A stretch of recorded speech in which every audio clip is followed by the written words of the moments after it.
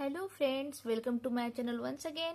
Friends, जैसा कि मैंने अपने पिछले वीडियो में ठोस, द्रव और गैस के परिभाषा के बारे में बताया था, तो अपना ये नया वीडियो मैं लेके आई हूँ ठोस, द्रव और गैस यानी सॉलिड, लिक्विड एंड गैस के बारे में, जो अंतर होता है उनमें, उनके बारे में।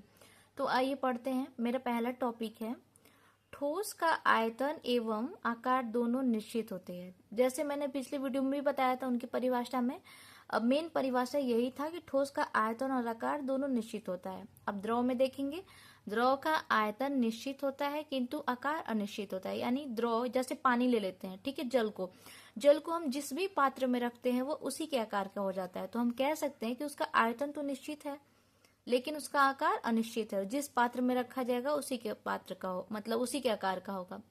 ठीक उसी प्रकार हम गैस में देखेंगे कि गैस का आयतन एवं आकार दोनों अनिश्चित होता है। ना इसके आयतन का कोई वो होता है, निश्चित होता है, ना इसका आकार निश्चित होता है। ठीक है। दूसरा हमारा इसमें पॉइंट हुआ, ठोस के अणुओं के बीच आकर्षण बल अधिक होती है। जो ठोस के अणु होते हैं, जो भी ठोस के अणु होते हैं, उनके बीच आकर्षण बल बहुत अधिक होता है। आकर्षण से मतलब एक दूसरे को आकर्षित करते हैं, एक दूसरे से बॉन्ड बना के जुड़े हुए होते हैं। ठीक है, तो एक दूसरे को अट्रैक्ट ज्यादा करते हैं। द्रव पदार्थों के अणुओं के बीच आकर्षण बल ठोस की अपेक्षा कम होता है। As compare to solid, liquid का जो आकर्षण बल होता है, उनके अणुओं के बीच जो आकर्षण बल होता है वो कम होता है।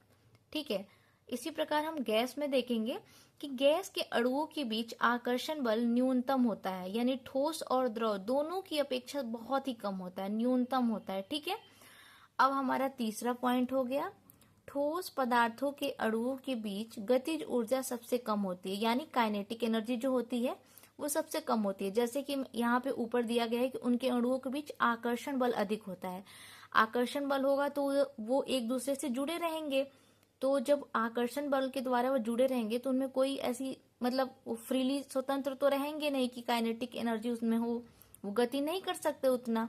तो सबसे कम गतिज ऊर्जा इनमें होती है, ठोस पदार्थों के अणुओं के बीच। ठीक है। उसी प्रकार हम देखेंगे द्रव पदार्थ के अणुओं के बीच ठोस की अपेक्षा गतिज ऊर्जा अधिक होती है। As compare to solid, liquid में जो काइनेटिक एनर्जी होती है उनके अणुओं के बीच वो ज्यादा, मतलब अधिक होती है सॉलिड की अपेक्षा। लेकिन गैस की अपेक्षा क्या होती है?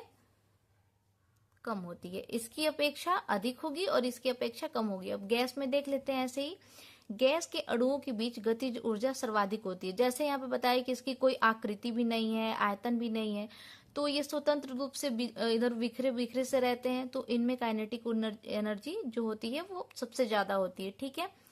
चौथा पॉइंट हमारा हो गया, ठोस पदार्थ का घनत्व सामान्यतः अधिक होता है। तो जो ठोस पदार्थ होते हैं उनकी डेंसिटी सबसे अधिक, मतलब सामान्यतः अधिक होती है।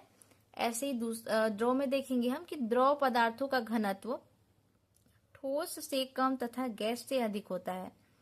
एज कंपेयर टू सॉलिड, इसका जो डेंसिटी होता है वो कम होता है, and as compare to gas, इसका जो डेंसिटी होता है वो अधिक होता है।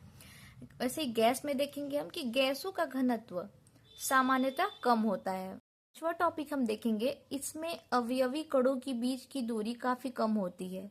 जो भी इनमें अवयवी कण होते हैं, अवयवी कण जो भी होते हैं, उनके बीच की दूरी काफी कम होती है। जैसे कि वो एक दूसरे से एकदम टाइटली अट्रैक्ट होके बंधे होते हैं, तो उनके अवयवों के बीच की दूरी कम होती है। और द्रव में इनमें अवयवी कणों के बीच की दूरी ठोस की अपेक्षा अधिक होती है। एज कंपेयर टू सॉलिड इसमें अधिक होती है। ठीक इसी प्रकार हम गैस में देखेंगे, इसके अवयवी कणों के बीच की दूरी बहुत अधिक होती है। ठीक है। अब हम ऐसे, मैंने 5 ऐसे टॉपिक उठाए और 5 टॉपिक को लेके तीनों में डिफ्रेंशिएट किया है। तो फ्रेंड्स, हम एक बार एग्जाम्पल भी देख लेते हैं ठोस का। ठोस का एग्जाम्पल है पत्थर, ईंट, लकड़ी, किताब आदि। और जैसे इसमें हो गया लिक्विड में पानी, जूस, तेल, दूध। फिर इसमें हो गया ऑक्सीजन, नाइट्रोजन, CO2 यानी कार्बन डाइऑक्साइड। तो गैस, ठोस, द्रव और गैस का ये मुख्य रूप से अंतर हम देख सकते हैं, जो कि काफी आसान है और मतलब परीक्षाओं में लिखने के लिए और समझने के लिए काफी अच्छा पॉइंट है।